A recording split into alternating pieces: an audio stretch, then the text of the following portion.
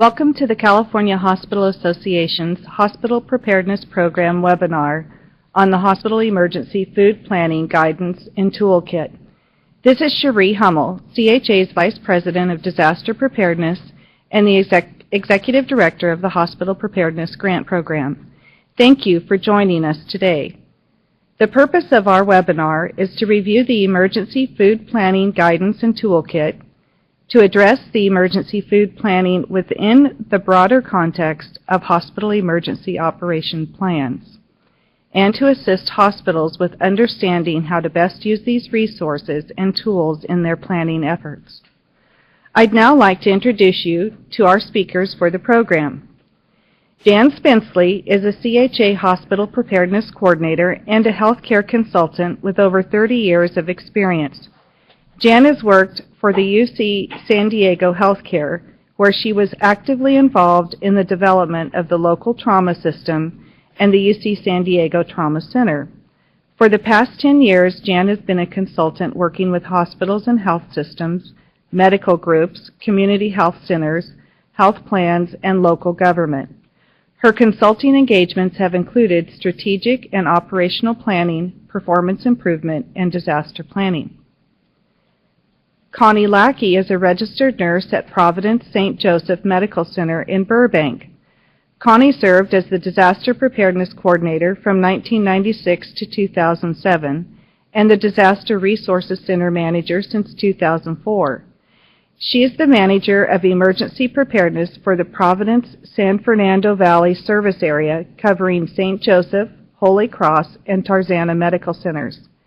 Connie is a member of the LA County National Bioterrorism Hospital Preparedness Program Steering Committee and the Providence Health System Disaster Preparedness Task Force and serves as LA County's Terrorism Liaison Officer for Healthcare. Carol Granados is the Director of Hospital Services for Providence St. Joseph's Medical Center. Carol has worked as a clinical nutrition manager for 20 years in both acute and long-term care settings. She is a certified diabetic educator for high-risk perinatology practice and inpatient diabetes educator. Carol has served as a lecturer for the American Heart Association and the Stroke Foundation and is a member of the CSUN Advisory Board for Dietetics and guest lecturer for the Dietetics Internship Program.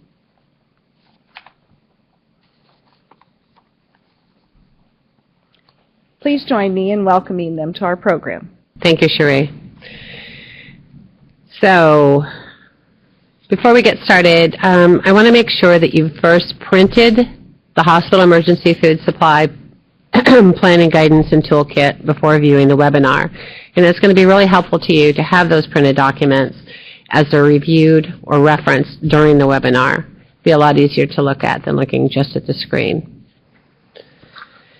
Today I'm going to talk about and kind of give you an overview of the purpose of the Emergency Food Planning Guidance. I'm going to give you a little high-level regulatory review, some guidance, talk about some of the guidance and recommendations that came from the work group, and mostly spend our time doing a walkthrough on the emergency food calculation tool, which is at the heart of the guidance.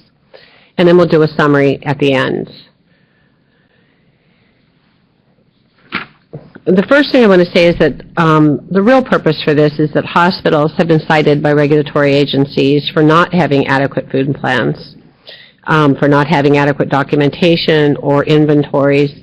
And these are often based on differing interpretations of what the regulations are, and that's from both an agency and a hospital perspective. So what we have here in this guidance is something that is to provide tools to hospitals in planning for and documenting your emergency food supplies. Our objectives are to provide you basic assumptions for emergency food supply planning needs and make sure that those are consistent with regulatory agency requirements. They're also to provide this tool to allow the hospitals to apply and document your planning assumptions, the ones that you're using to identify your emergency food planning needs. We wanted to make sure this tool was scalable and customizable to address your individual hospital size, situation, and preferences, including your hazards. we also wanted to provide some guidelines and recommendations to address other food-related issues that were identified by hospitals, and there were quite a few that came out of the work group. So I think the first thing to say is that this was developed by an advisory group. That advisory group included CHA hospital preparedness program staff, including myself, Jen Spensley, hospital nutrition managers and directors from throughout the state of California, including the California Dietetics Association, and hospital emergency preparedness coordinators like Connie Lackey, who's with us here today. The process was a lot of research and finding summaries of what were the requirements for hospitals as it related to emergency food supplies, getting a great deal of input from the advisory group and many revisions to the documents. We did numerous iterations of the tool and had it reviewed a number of times. And then we also worked hard to incorporate regulatory guidance, which, as you probably know, changes somewhat frequently. The kit itself, the guidance and the toolkit, actually include a narrative. It's quite short, but it goes over what the guidance is and gives you a snapshot of what's included. And included in that are 2 exhibits. Those exhibits are worth looking at. Exhibit 1 talks about the emergency food planning flow diagram, how you would go about it. And that's really the who you're going to feed, what you're going to feed them, how you're going to feed them, and how often you're going to feed them, and sort of kind of taking you through those assumptions and ending up with it sort of diagrams your assumption collection flow and how you would enter that. Exhibit 2 is when reality meets planning. And Exhibit 2 is an emergency food response flow diagram, because no matter how well we plan, reality may change, and we expect that this tool will be helpful to you during an event. And this response flow diagram talks to you about how you might change that. The attachments include who was on that advisory group, and I want to thank that group profusely because they were extremely dedicated and knowledgeable and helpful to us. The attachment B is key guidance and recommendations that were identified by the work group as important enough to put into the guidance. Attachment C is the emergency food planning tool, and it's in the document itself, a copy of it. However, that is a separate Excel workbook for you to work with, and that's what should also accompany it when you get it electronically. And then there are finally an emergency food planning tool instructions for how you walk through. They take you step by step through that planning tool. And we're going to do a little bit of that today. Finally, there are 2 appendices. And one is key regulatory references that guided our development of this guidance, and also key accrediting agency references. And that's sort of, I'll talk about that in summary, but this is a little more detailed, what's actually in regulatory and accrediting agency references related to food and food stores. So let's talk a little bit about regulatory agencies. First thing I want to say is that this toolkit addresses food supplies, not plans.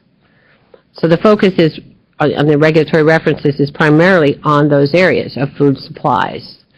I think hopefully you all know that under Title 22 and Title 24, hospitals are required to have 1 week or 7 days supply of staple foods, 2-day supply of frozen and or perishable foods, and they're required to have a disaster program with provision of adequate food supplies. We consider adequate to be the 7- and 2-day supplies. The federal government basically says that supplies needed in likely emergency situations, likely being those that you might encounter at your hospital, and adequate provisions to ensure availability when needed. We're assuming that you would only activate this when other supplies were not available. The Joint Commission expects that you'll have an emergency operations plan that addresses a 96-hour plan, and that 96-hour plan is to address things like food, water, clinical supplies, and everything else you need to continue patient care. inventory and a plan to replenish your resources, and among them they mentioned food, and a plan for staff and family support needs. Other accrediting agencies have less prescriptive requirements, and while they're included, we went with those that define it the most stringently and that were reviewed to the most. And that's pretty much Title 22. So if you talk about the guidance and recommendations that we've included, they're quite extensive, but they really ask you to think about what would cause you to activate your emergency food plan. If disaster happens, it's highly unlikely that you will have full situation status for some time. And if an interstate highways and bridges collapse, your suppliers are not likely to be able to make deliveries to you. Your local jurisdiction will be dealing with major infrastructure concerns, secondary impacts, mobilizing for care and shelter of those in the community, and they won't have time to get to you for a while. Until you can confirm that your suppliers are making deliveries to resupply your facility, you need to activate your plan. You need to be sheltering in place, essentially, and assuming that you're sheltering in place and that you don't have food supplies coming in. The second point is that priority must be on your patients, both those already under your care and the victims of the event, and then on essential staff, those that have to keep the hospital operating and take care of those victims and those patients. So you can't look to the needs of the broader community until you truly know you can meet the needs of your priority, and your priority is your patients. And finally, the emergency food plans need to be consistent with your emergency operations plan. This is a team effort, and that's one of the things that we're going to emphasize throughout this webinar. If you don't have visitor restrictions, if you don't have cafeteria closure, then will you have adequate supplies? Who will be coming to your visitor? Who will be coming to your cafeteria? You need food supply and perimeter security. Is that in the plan? Is it in the hospital's plan? And you need to be looking at how you're going to conserve resources across the board. Are you going to lock down, and are you going to make sure that your facility is serving as a hospital and not a shelter?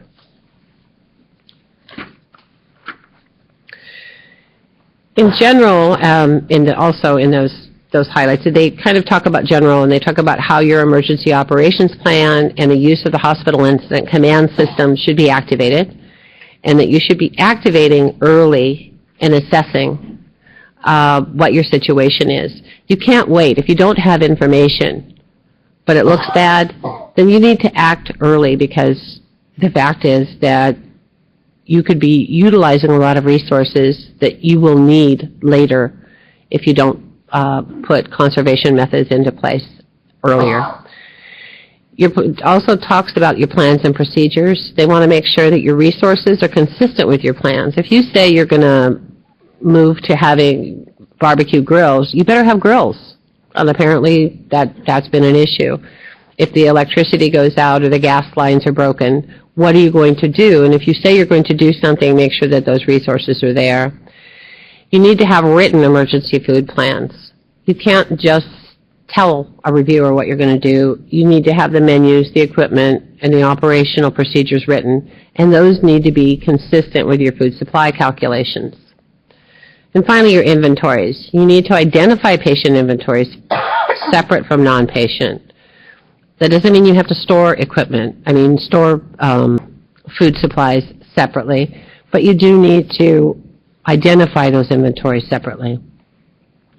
You also need to document regular review of inventory, and that means for both the level of your inventory and their expiration dates, but you need to document that and ensure that your supplies are on premises. And this is a bit of an issue, but I'm just going to say on premises means not in a supply office 10 miles away from the hospital, somewhere I'm just going to say in the facility or on campus. But on premises is what the law requires. And a lot of good points. I encourage you to read Attachment B, because a lot of good points came up from our work group and from others during their deliberations, and I think they're worth looking at and seeing if you've incorporated or considered them in your plans. Another point I think is extremely important is that after a major disaster that could actually result in activation of your emergency food plan, and if you're lucky, your lights might be on, you might be the only ones in the area with your lights on, a frightened community may well head towards the light, and your hospital needs to be ready to send those who are not injured to community resources. You cannot be the community shelter without compromising your primary care mission. This has happened in other areas, not just in other areas of the country, but right here in California. Chinese Hospital in San Francisco had such an experience. The residents of the area congregated around the hospital. They blocked ambulance traffic. They blocked access to the hospital. And it took a lot of police to come eventually to remove them. So you need to be having plans that you think about how you're going to manage your traffic and lock down your facilities so that you don't become the light in the storm. And if you are planning and do have a role in your community to provide care and shelter to that community, please don't address those services or resources in the plans for your acute care hospital. Make that a completely separate plan. Keep it outside your licensed facility. And that there are a lot of reasons for that. But if you are a designated shelter, hopefully that designated shelter has a very bright line between the hospital and the shelter. That's extremely important for FEMA and other purposes, but it's extremely important for licensing as well. So let's talk about the emergency food planning tool, and I'm going to give you a basic overview. Your emergency food supplies really talk about who does the hospital plan to feed, what will each population category be fed, and how often will they be fed and for how long. Those assumptions go into figuring out what you need in the way of food. Your hospital will be reviewed for compliance with its own plans. So whatever you put on paper is what they're going to come look at, and they're going to see that you have, in fact, put that in play. Now that's after your minimum regulatory requirements are met. You can't have a plan that says, I'm going to feed everybody for one day, because that's not going to meet regulatory requirements. Your corresponding plans, the how will they be fed, comes back to meal tickets, accountability for food, patients versus non-patients, cafeteria versus food stations, food security, internal and external, and what does your emergency operations plan say about locking down your facility and visitors? So you need to know that. You need to be working together. But most importantly, you're going to have a lot of difficulty assessing your status without controlling your inventory, knowing where you are when everything starts, and assessing what you're going to need. So for that reason, the emergency food supply calculations are really just one piece of a much larger integrated puzzle. And that integrated puzzle includes your emergency operations plan, the hazard vulnerability analysis, your security, essential staff, physicians, what is your surge capacity, what are your visitor limitations, and what are your contingency plans for services. On the other side, that will drive your emergency food supply plans, meaning this is not nutrition, doing this in isolation of a broader plan. They need to be doing it with and within the context of the emergency operations plan. And then on the other side of that is a narrative. And that narrative is the description of what your menus are going to look like, how your food service staffing is going to be managed, what is your just-in-time training. If you don't have your regular staff, how are you going to train people who are there to help you to provide food? What kind of safety equipment and backup equipment do you have, and emergency power? This webinar deals with the pretty little puzzle piece right in the middle, the emergency food supply plan, and it then relates to these other plans. So I think the other part that you want to think about with this tool is a planning scenario, and that's what are you planning for? It's based on your historical sources and assumptions. It's based on regulatory requirements. It's based on Institute of Medicine guidance on terms of nutrition. But it should be also developed with your hospital emergency preparedness coordinator and your environment of care team, whatever group is working on your emergency operations plan. And it is, when you end up with a plan, what your hospital will be reviewed on by regulators. So let me take a second to talk about targets versus planning. You're going to see when you look at this, and I've certainly heard this from a number of people, they're not there. So you are going to use this tool first probably to set targets. And those targets would be based upon those minimums. Those targets are not your plan. They're not, and they should not be in your plan until you've met the targets. Because remember what I said just above, that's what you're going to be reviewed against. So you want to have your targets and be moving towards your targets, but your plan should reflect where you are today, your reality. The third area that I wanted to say is that you could also use this tool during an event.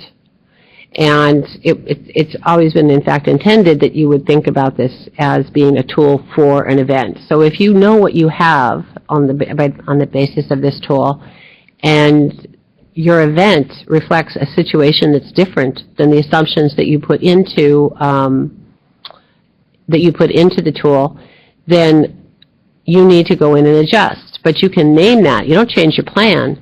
You name the tool for the event and date and time it as new information comes in. That means you are adjusting your tool, but really more as an event management tool. And then you are adjusting your strategies to your event realities. And an example of that would simply be if you say that you're going to have X number of patients and you've got X plus Y plus Z number of patients, then you would be adjusting that tool and being able to tell how you're going to need to adjust your strategies and your plans for how and who and what and how often you're going to feed people. So the tool itself addresses the who, and that's the populations to be fed, and the patient types, meaning the meal types and what their average needs are, what you're going to be feeding, the patients themselves, the frequency, the menu, and we've put in some phases, which we'll discuss later, and non-patients. Non-patients being your essential staff, your physicians, your visitors, your volunteers. And also, then it moves into an inventory. It says this, based on these assumptions, these are your inventory requirements. We've also provided a sample inventory that is not connected. All these other attachments, C1 through C5, are all connected. The information you put in C1 flows through to all the others, and C2 flows through. And all of them flow through to C5, this is a summary of your hospital's inventory needs. Attachment C6 is a sample inventory that ties back to the rest of these, but for obvious reasons that you can make this appropriate to your environment, you're going to have to enter your own what foods you're having, you're supplying and stocking. But this is the who, the what, and with what frequency, and then what you need to have in inventory. So as you can see, this ties your assumptions and your documentation to your inventory all together. One of the things before we move into the tool itself I wanted to talk about, because most people outside of finance aren't really all that familiar with how you report beds and bed capacity and all of that. So I wanted to discuss surge and what reviewers would expect. Your average daily census, that's the bar on the right, is approximately 62% of licensed beds for general acute care hospitals across California.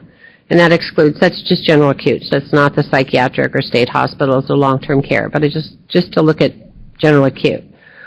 But we know that those are averages, and censuses rise and fall by day and week and month of the year. So often there are more patients that are reflected in the average daily census. On average, staffed beds are 90% of licensed across the state of California. That may not be your case. So licensed surge level is about 10.4% higher than census. Surge also assumes that hospitals are canceling scheduled admissions and assessing patients for discharge either the home or lower level of care. So capacity is created both through the expansion of service areas as well as reduction in the current load of patients that you have.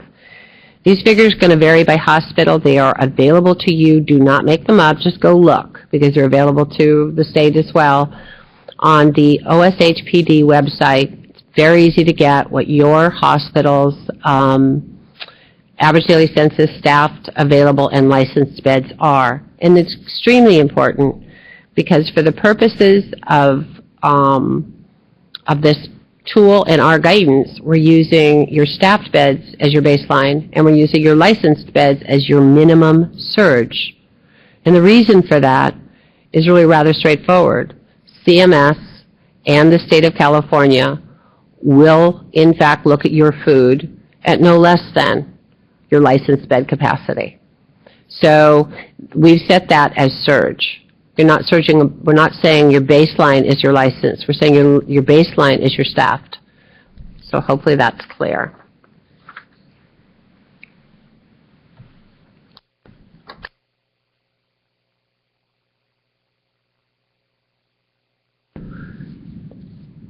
Now we're going to move to the tool. And I'm going to briefly go through this because we're going to review it with Connie and Carol with real-life assumptions, but I want you to see what it looks like. And I want you not to be intimidated by it, because the reality is you are already collecting this information, perhaps not connected, but you are already collecting this information in one form or another. So attachment C1 is the who. This is who are you going to serve? Who are you going to plan during a disaster to take care, to feed? And so if you look at this, you will notice that obviously there's a place for you to put your facility name, address, who's in charge of this plan, and the email and phone. So you've got a place to say, this is where this came from. I would suggest that when you start this workbook, that you save it with your hospital's file name in it, with Emergency Food Plan tool or whatever you want, but make sure it's clear, and put a date in that file name. Now, as you look at this, it says estimating the populations to be served. This is who the hospital will feed. And we said basic needs, so you notice here basic needs, and that means those are your staffed hospital beds. We're saying that's your baseline, staffed hospital beds. So you go to OSHPD and you get that. Then we talk about surge targets, and your surge target is designed to be here a minimum of 100%. However, should you decide that, you're going to do more than that, you can do 102%. And you'll notice that if you do about 10,200%, it's going to be even worse.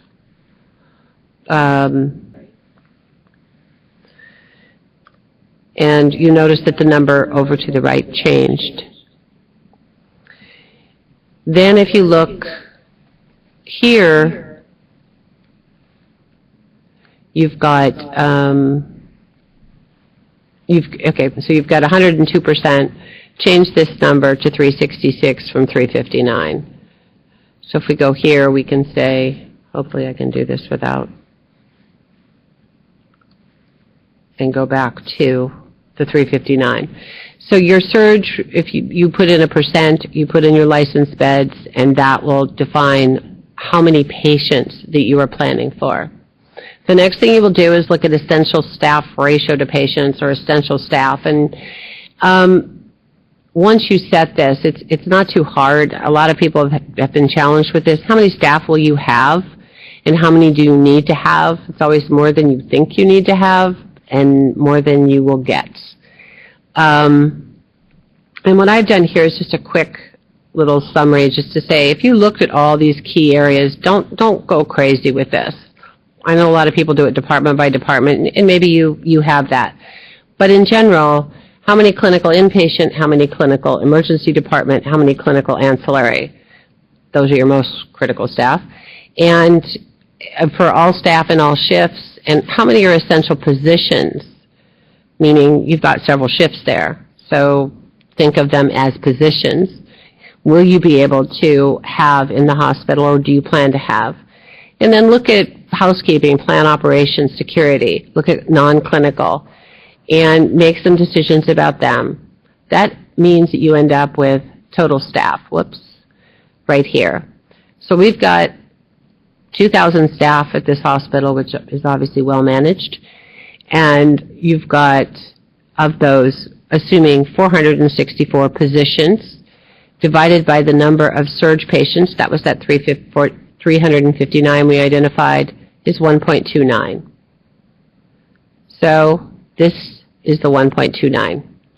And the reason that this has been defined as a ratio is so that you can change that as reality changes, and it will flow through.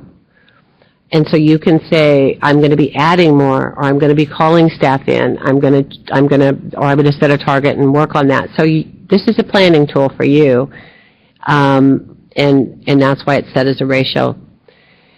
Then you also would be looking at all your other areas and making decisions about them and using the same methodology to calculate.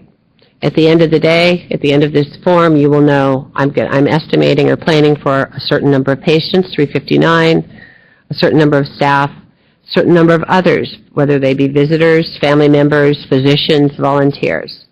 So that's the population. You notice these numbers down here, they will carry forward. They carried that 359 carried forward here. And here you're identifying, on this one, this is C2, your patient meal requirements. This is your nutritional needs per day for your patients. We'll go through that a little more later.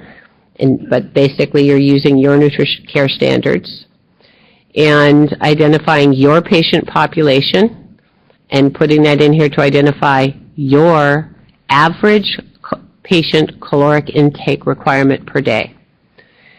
You're also then looking at your patients by what type of diet, what meal type they are, and looking and entering that here so you know how many of these are regular meal patients versus other types of special meals or non-meal patients. So that's further defining the who and a little bit of the how. We then go to the meal plan, and that is C3. And in the meal plan, you're identifying, once again, your patients are over here. Those are your meal patients. So if we went back here and we looked at this and we said, I have that 359, but I've got 289 meal patients. I've got 289 meal patients that carried forward over to here. So you don't enter anything into these blue fields because it's carrying it forward. You already came up with those assumptions. And it carries forward the other types of patients for you as well. All you decide on this one is phase 1. That's when you've still got your perishable supplies on hand. Remember, this is Armageddon. No supplies are coming in. So you're on your own. So you've got to use up what you have. And so the assumption is that in phase 1, if you can, I mean, you might not have electricity, you might not be able to do that. But in phase 1, you're going to be using up those perishables. And phase 2 is perhaps a different plan of action. So you can define this. You can define that yours is only 2 days and 5 days. Or maybe you're going to make it 2 days and 8 days, and you want 10 days worth of supplies because that's what your administration has said. You can do that. The only thing you can't do is go below 7 days. And so you have those 2 phases, and therefore you have a meal plan. This is an average meal plan. This is not actual, chicken and pasta and spinach. This is, in general, what's your plan, average plan for protein, starch, vegetables for a menu for 3 meals a day. And so that's what you would enter into these orange fields. You would say, I'm going to have 1 ounce of protein in the morning, and I'm going to have 2.5 at lunch and 2 in the third, and that means I'm going to have 5.5 ounces of protein during the day for the patients. And that comes up with how many calories that represents, the total quantity, how many ounces per unit, and there's 1 per 1 here. So how many total ounces of protein you need to have. And it does that for each of these categories. And then it just sort of gives you some averages for your servings. So if you understand, by entering the information over here, you end up finding out how many ounces of protein you need to have for phase 1 for patients. Same with phase 2. If you've changed it now, you notice, wow, we moved to MREs, meals ready to eat, and we've got just a few things that we're going to provide in the way of fruit and milk and perhaps one meal a day, but the rest will be MREs. And so what ends up over here is you know how many ounces and how many eaches, right? Eaches being a meals ready to eat. And so you end up knowing over here what your patient food inventory needs are for phase 2. And then, obviously, your average servings. The same goes for staff and other non-patients, whether they're essential staff, physicians. You get to decide for phase 1, how many days there are and how many meals per day you're going to feed each of these groups. Your essential staff, obviously, you may consider them so important that you better make sure you keep them fed, and you're going to feed them 3 times a day. Your hospital-based physicians, you better feed them. The physicians who are rounding may get 1 meal. You know, you may actually agree that you're going to make sure that physicians, community physicians that round in your hospital get a meal during this period. But you get to make the decisions about what happens with visitors, what happens with rooming in family, and staff and family dependents. Those are your calls, but they need to be consistent with your plan. At the end of that, you find out how many meals you need to provide. And if you look here, you have the same as before, a phase 1 and a phase 1 meal plan and a phase 2 meal plan, all resulting in the total number of a quantity and ounces that you need to have in inventory. And from there, from these worksheets, so this is we've already done the who you're going to feed. We've done, you know, what categories they fall into. We've talked about a patient meal plan and for what period of time, phase 1 and phase 2. Now we've talked about a staff meal plan and other non-patients. And so, and then what those menus would be, and ended up with an inventory over here of ounces and average servings. And so at the end of the day, that will feed out into, for each category, patients, non-patients, total patients, and staff, how much you need to have in each of those categories, whether it be protein, starch, vegetable, and so forth. So that's how this tool works. You enter assumptions, it calculates, and at the end of the day, you end up with your inventory and servings. The last item I'm going to show you is an example inventory. And this example inventory was developed to help have you have an inventory that tracks back to the categories. Remember I said that you've got the categories that we came up with were protein, starch, vegetable, fruit, and so on and so forth.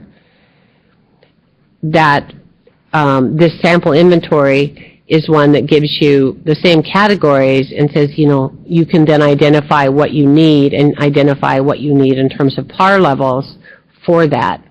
So I think this is a good tool for you, and we'll discuss it a little bit later. Actually, Carol will.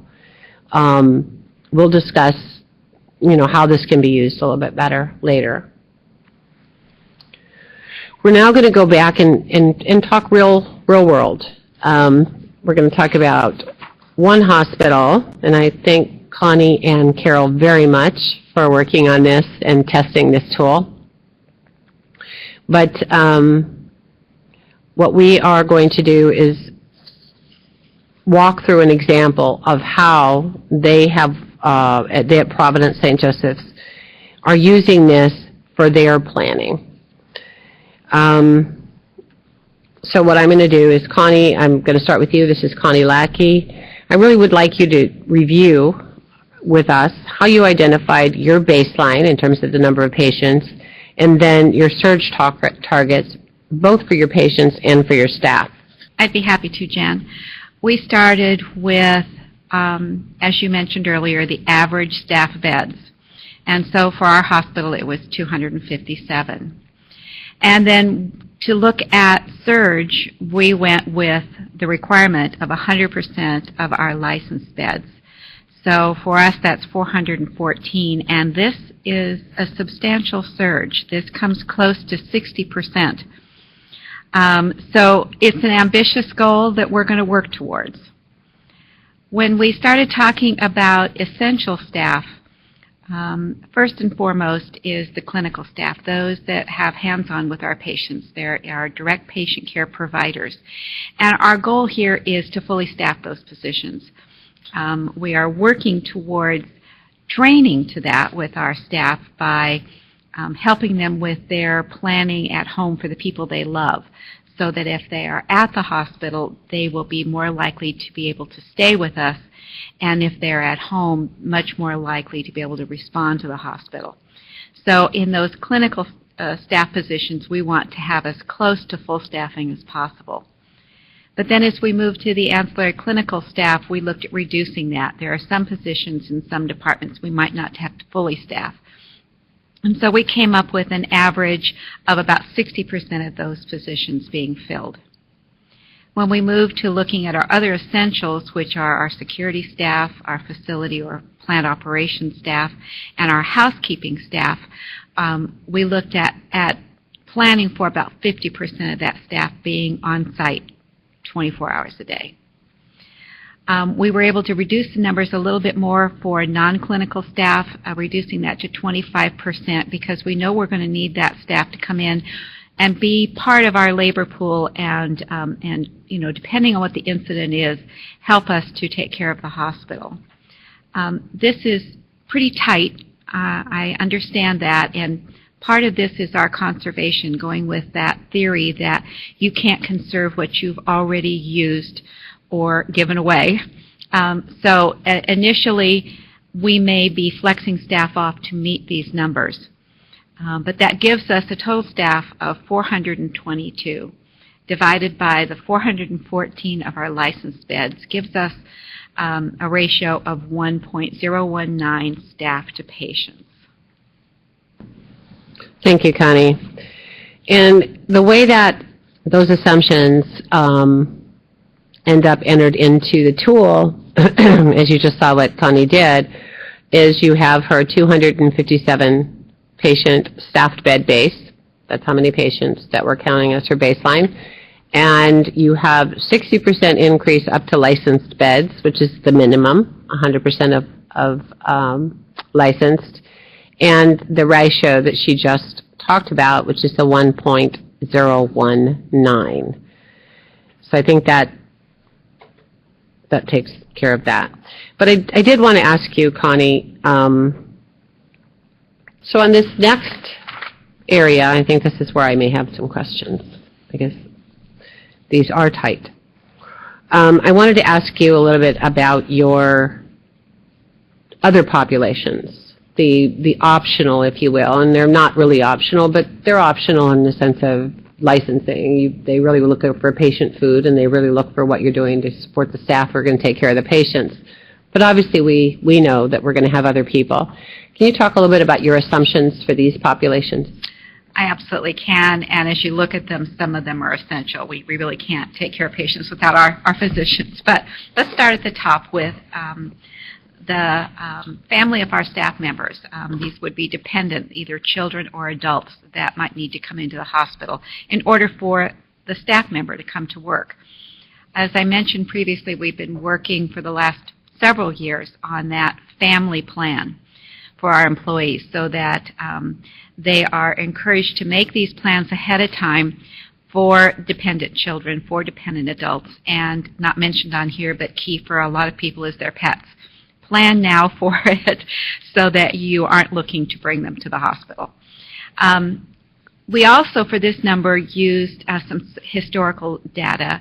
We did set up a dependent care area following the Northridge earthquake, and we ran at about 10 staff members, both adult and children, of staff members that came in to stay in the hospital while their family member was at work.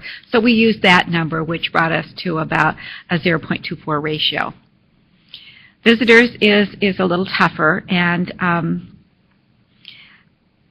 our assumption is that we generally would have about one visitor for every 5 patients. This isn't true at all hospitals. There's some where there are much larger families, and they all are at the hospital most of the day with a loved one that's hospitalized. But for our hospital, we thought about one visitor for every 5 patients would be an average looking at a 24-hour time. So that would be a ratio of about 0.20.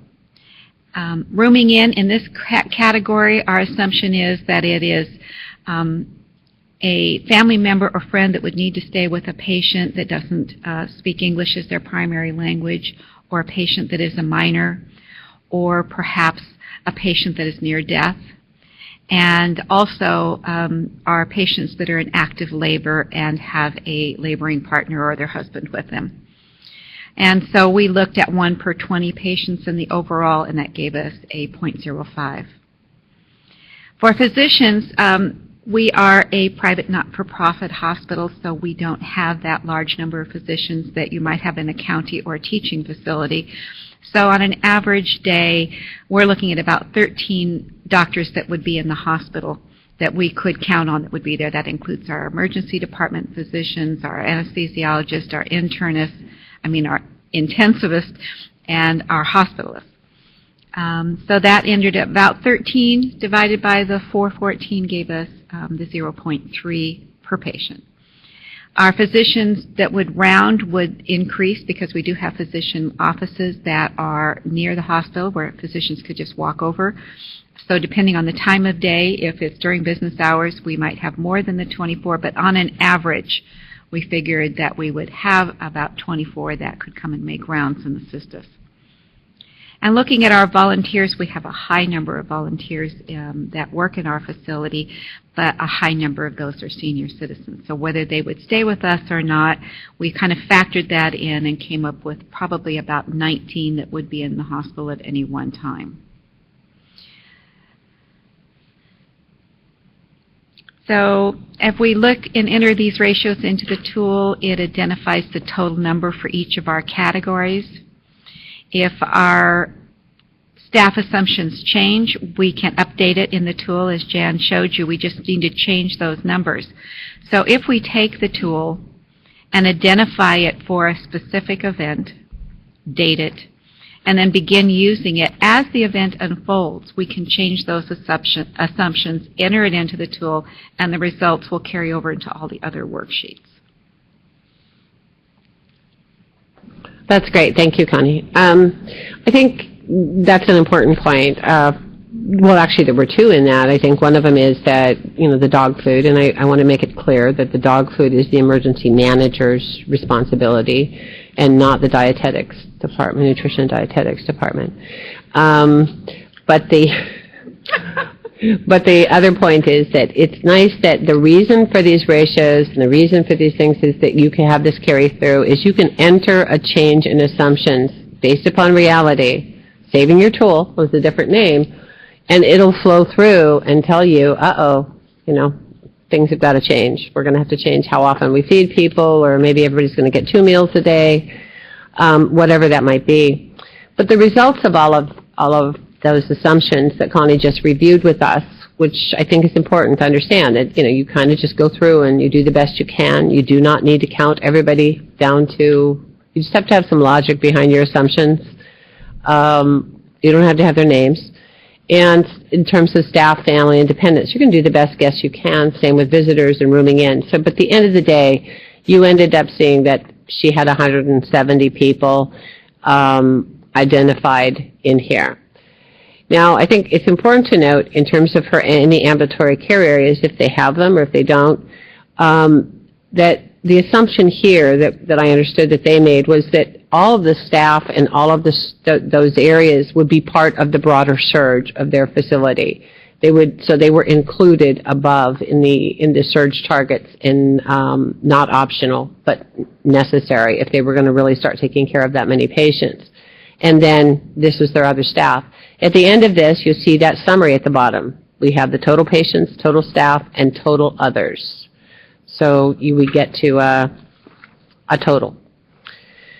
So now I'm going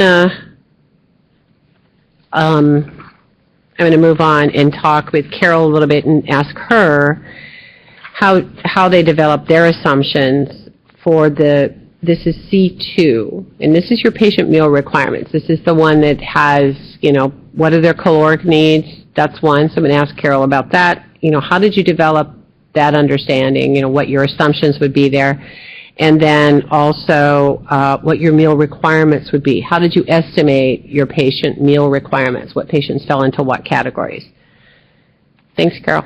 Thanks, Jen. The patient nutritional needs per day were broken down. Patient meals were identified by a historical basis of patient age and life stage. And then we identified the basic daily needs based on our nutrition standards, which were derived from the dietary reference intakes of the National Institute of Medicine. This resulted in us being able to estimate the average caloric needs for our population. We then collected and analyzed meal types for several days over different meals, and were able to break out how many were regular, diabetic, mechanical, etc. From that information, we were then able to identify what % of our total patients would fall into each meal type, including the newborns. And as you will see later, we have a disaster menu for each meal type there. Thank you. So the next step in this would be that, why did that happen?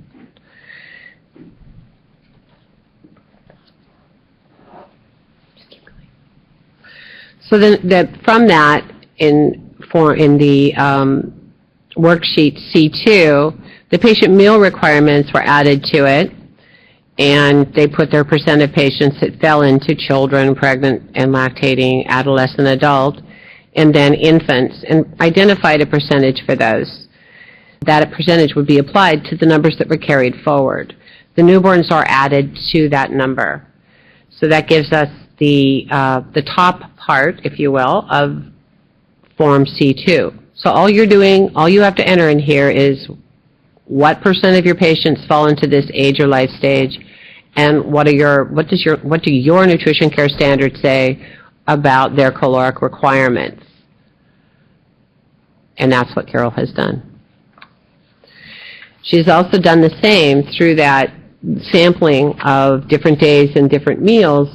What is her breakdown of patients by meal type, meaning they're regular, soft, and diabetic, low sodium, etc., and how many were non-meal patients, meaning they don't take food by mouth, but are enteral or other, including infants.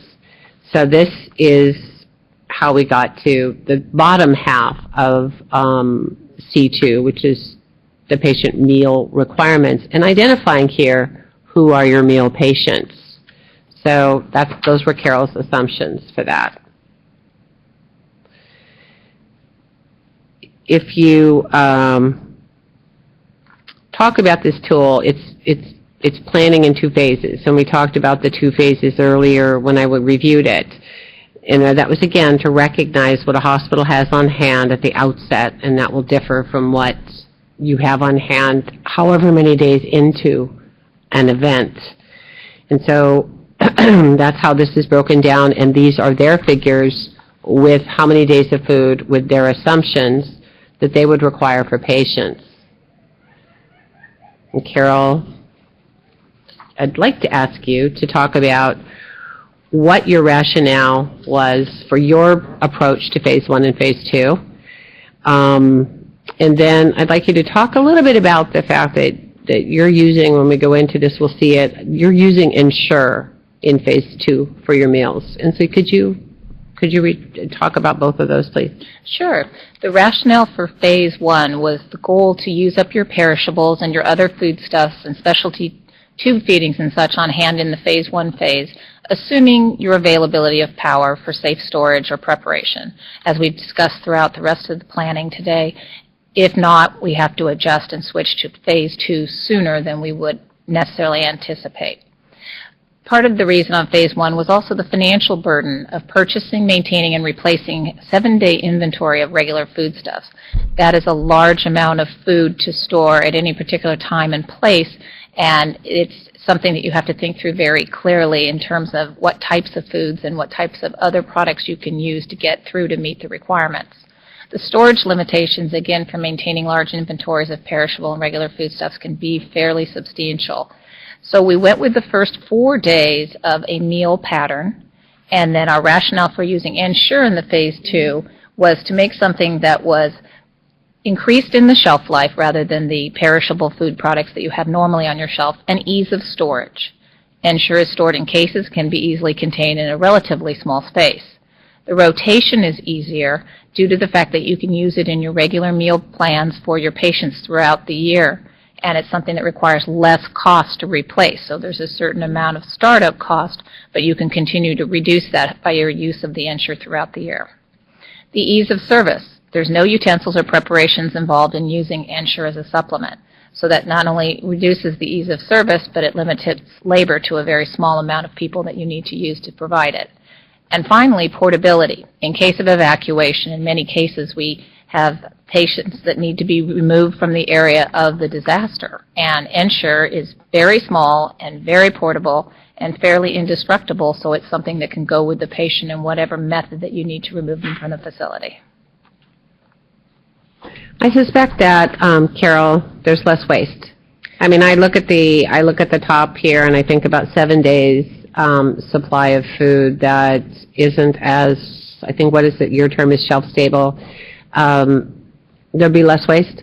There'd be significantly less waste. Furthermore, if there's different conditions in a disaster that might be heat related or something of that nature, Ensure is fairly able to be maintained, so you would not waste it, and it has a very, very long period of shelf life. Thank you. So let's look at how your assumptions work for when you enter them into your disaster menu into the form. And this is attachment C3, the patient meal plans, and phase 1. In phase 1, you can see that this one truly lays out a meal plan, a regular meal plan.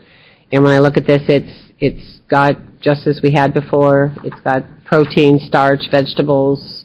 It's got 3 meals a day, some snacks even. I don't know, Connie's being very kind here to feed people for 3 days.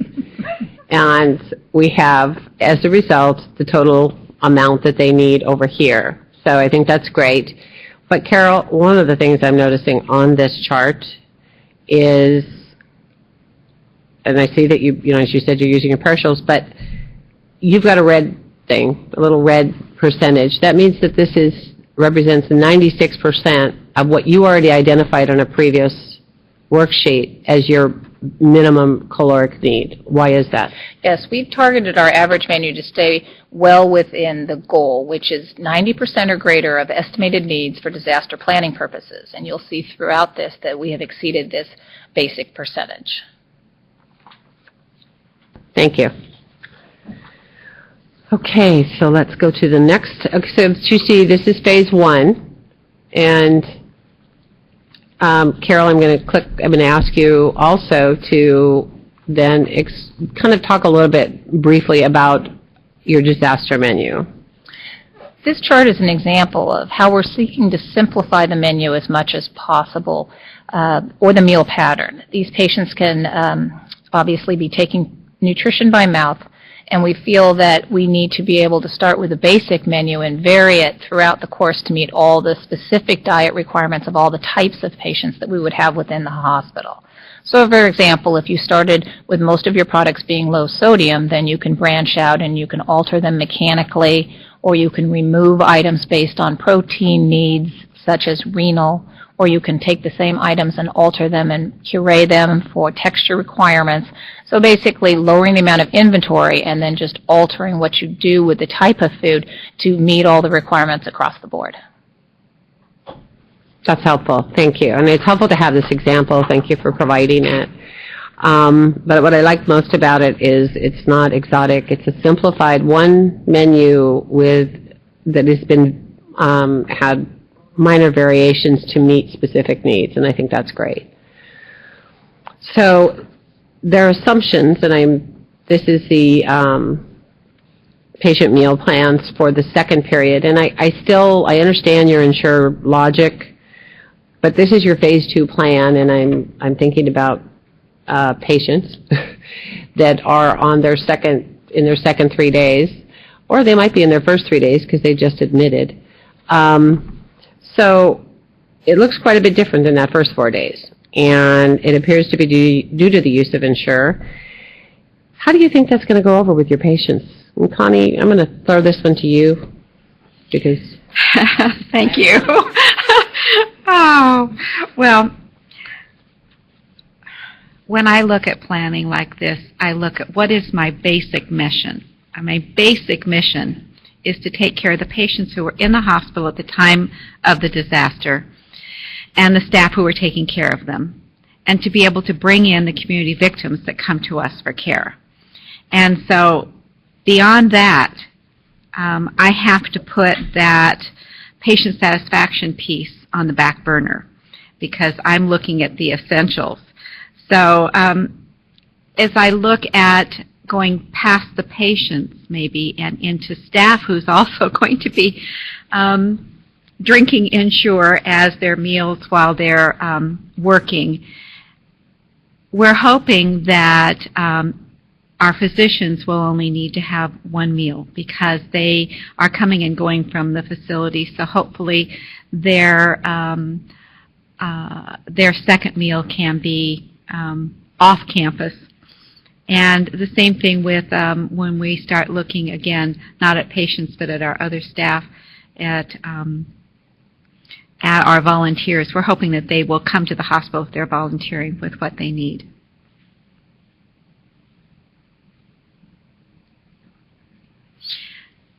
I'm sorry? So if I look at phase 2 meals for your patients, you don't think you'll have a reaction for your patients? You don't think you'll have a reaction for your patients to that, to being on Ensure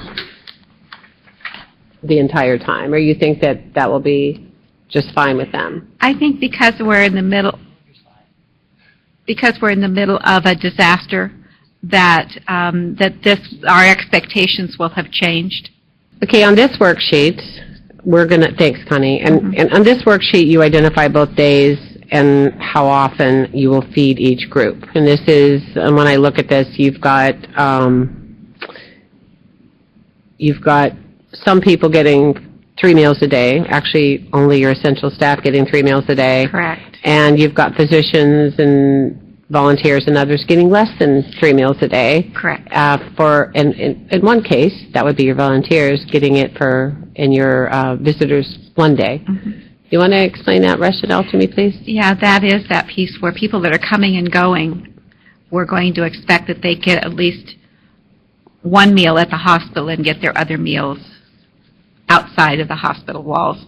And for our volunteers, when they come in, and the same thing with our visitors, we'll make it very clear the expectation is when they come back to the hospital that they provide for themselves. So if they're coming in to volunteer for 4 hours or 8 hours, that they bring what they're going to need from home. And the same thing for the visitors. Those that are in the hospital at the time of the event, get that next meal. But past that, we're going to expect that when they come back to the hospital, they bring what they need. And to that end, it is all about us not being a shelter. We have to, again, goes back to those essential staff and the patients as our focus. And we will do everything we can to post at both our emergency room entrance and our main lobby entrance an updated whiteboard every day with where there are shelters, where there are community food and feeding stations, so that people who are in need have another place to go. Because unfortunately, we can't provide for all of their needs. We are not a shelter. We are a place to deliver health care. So we're going to keep our focus on that, keep our eye on that prize of taking care of our patients and our essential staff. Well, clearly, I agree with your approach and your assumptions, and that's going to be very challenging, I think, for all hospitals to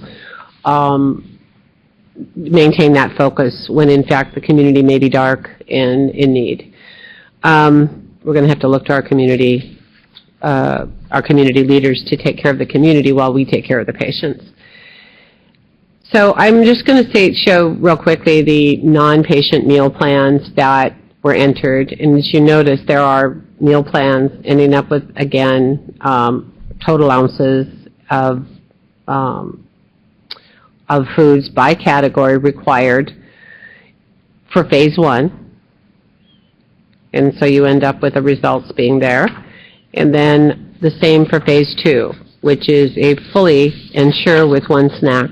I think Carol snuck the snack in. And so we will have a total how many insurers they need for the populations that they're serving that are not patients. So at the end of the day, this slide represents a summary of all of the assumptions that were entered by Connie and Carol, showing what their inventory requirements would be. And I have to say that one of the things that struck me on this was when I was looking at it, I was just looking at the totals over here, how many servings and how much you would need to have just for 4 days for these items, because they would almost double if you were to take the Ensure, which is down here. Where is it? Right there. You would have to be providing almost double the items above in the meal, under the meal area. And that's significant. I'm assuming, Carol, that would take more space? Yes, that's absolutely true, Jan. We would have a difficult time having a space of any kind to maintain a lot of the perishable products as well as the shelf-stable products going forward if we had to almost double the volume that we had without the use of the Ensure. So could you also talk a little bit about, and this one, about how you would use the summary to plan your inventory? Well, absolutely. The key to this would then be to move on to taking the specific types of foods that are listed out and make them specific to your organization. So what your protein will be, what your starch will be, what comes in a case, how many are in a case, things of that nature, storage requirements, so that it will, in fact, mimic the menu that you have written for your organization, so that you truly have, should you not be there or someone who's familiar with the plan, the tools to be able to allow your staff to run the plan without you there. Thank you. And thank you both, Connie and Carol, for being here and for sharing and reviewing your initial planning assumptions. I know that these are not final, but for sharing them with us and being willing to walk through them to show how the tool is being used. So thank you very much. And thank you for leading us down this challenging path and for being so supportive during the process of our using this tool. Thank you, Jan. We look forward to seeing how this plan continues to provide us additional services as the days come. Thank you. I think I'm going to give you a quick summary. I think one of the things that should have come through, and I was really happy that we had an emergency manager and a nutrition and dietetics director here so that we could show that hospital emergency food supply planning is tied to broader hospital emergency operations plans. This is a team effort and shouldn't be undertaken without working together, because they need to be linked. And I think we've shown that today, that if you were really going to have a need to go into your hospital emergency food supply, then we really have had Armageddon, and when somebody's not able to sell you and deliver food, things are bad. So hopefully you've gotten that today. I hope you understand that the emergency food guidance and toolkit is meant to be scalable, is scalable. You can be a small hospital and you can be a large health system. You can add skilled nursing facility. You can, if that's on your license, you can add psychiatric, if that's on your license. You can add other services here. So it really gives you a scalable approach, and that the documents are work that you already do, really, perhaps not in a connected way, which is why we've had some difficulties with some hospitals in the past. I also want you to remember that there are regulatory minimums, and that one of the things we've encountered through this process is that some hospitals are kind of stuck in the 96-hour and have believed that, but I think we need to be targeting and moving towards the 7-day minimum that Title 22 requires. I think you also need to recognize your potential physical, staffing, resource limitations in developing your plan. Where are you going to store this? How are you going to deliver it? Are you going to have enough staff to cook, deliver, and do business as usual? And the answer is generally no, because your staff may be reassigned for one thing, may not be able to come to work. So you need to be looking at ways that you can deliver this. You also need to talk about your resource limitations and making sure that those resource limitations might be food, but they might also be the means to make food. You need to address in your plans, in your narrative, your watering and hydration responsibilities, and we recognize that that is not a nutrition department responsibility alone, but make sure that you address it in your plan. Because while we did not talk about hydration in here and how you're going to supply it, it's because it's supplied through it's partially through food, it's partially through what you serve with a meal, but it's also on the floors. And so I think that's extremely important that you at least address that. And we've heard that that's an important piece. I think I mentioned this earlier, but I want to say it again. Transition your plans. A target is not a plan and does not belong in your plan. We don't want you to get excited, because I know you're all excited about using this Excel workbook, we don't want you to go out and do this and put it right in your plan, because it's not a plan. It's a document. It's a way you document your inventory requirements, but also if you don't have the food that you identify being needed as a result of your assumptions and it's in your plan, there's a good chance you're going to get cited. So you need to make sure that when you've met that target, then you can use this as documentation for your plan. So I believe that closes us up with going over the tools. Thank you very much, and we hope very much that this is useful to you. For additional information, you can visit the California Hospital Association's Hospital Preparedness website and the program. We're at www.calhospitalprepare.org. Thank you.